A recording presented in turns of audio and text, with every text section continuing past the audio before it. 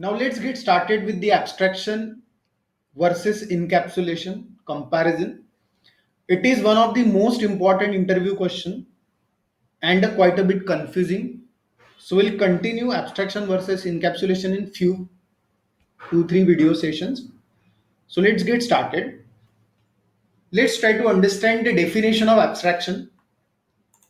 Abstraction hides the internal implementation and creates the skeleton of what is required for the entity.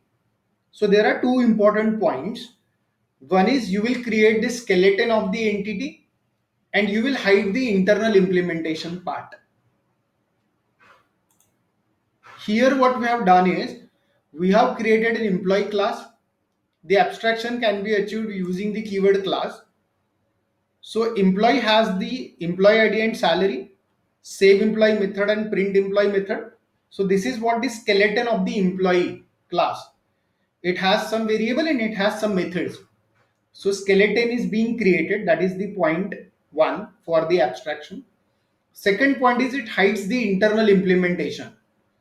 See here, whenever I'll create the object of employee class within main EMP and I'll call emp.saveEmployee, the internal implementation of save employee where I am saving the employee data, whether in Access, whether in SQL Server, in Oracle or MySQL or somewhere else, is actually implemented inside the class, and the external entity will not see the implementation, internal implementation.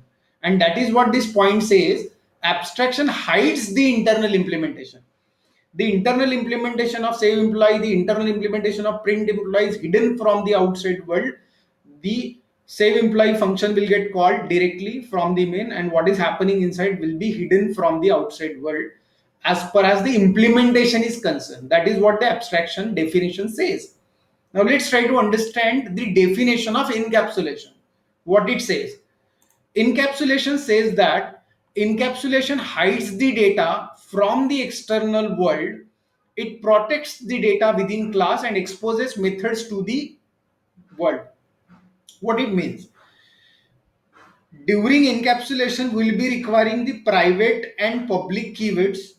Private keywords are required to restrict the variables, member variables, to be exposed to the outside world with the help of private access specifier.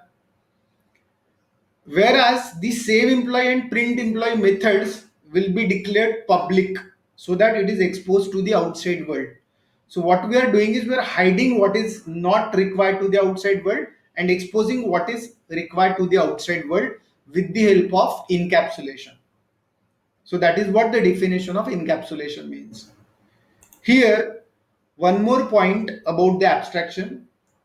The abstraction is achieved by creating a class that we have already seen. While creating abstraction or skeleton for that particular employee, we need a class keyword, and defining the member variables, properties and methods inside it as per the requirement is called abstraction. So what we'll do, we'll create a class, and inside the class we'll declare the variables and the methods and the properties as per the requirement. That is what the abstraction does. Now encapsulation, this is achieved by using the access modifiers like private, public, protected and internal. So in order to achieve encapsulation, we'll be requiring some keywords like private, public, protected and internal. So the member variables are declared private and the member methods are declared public, so that from the outside world, while creating the object of employee class, I can call emp.saveEmployee and emp.printEmployee. But emp.salary is not accessible from the outside world. So that is achieved using the keyword private and public. So this is the two differences between, or 2 points that we discuss regarding the abstraction and encapsulation. For more comparison between the abstraction and encapsulation, stay tuned with upcoming videos.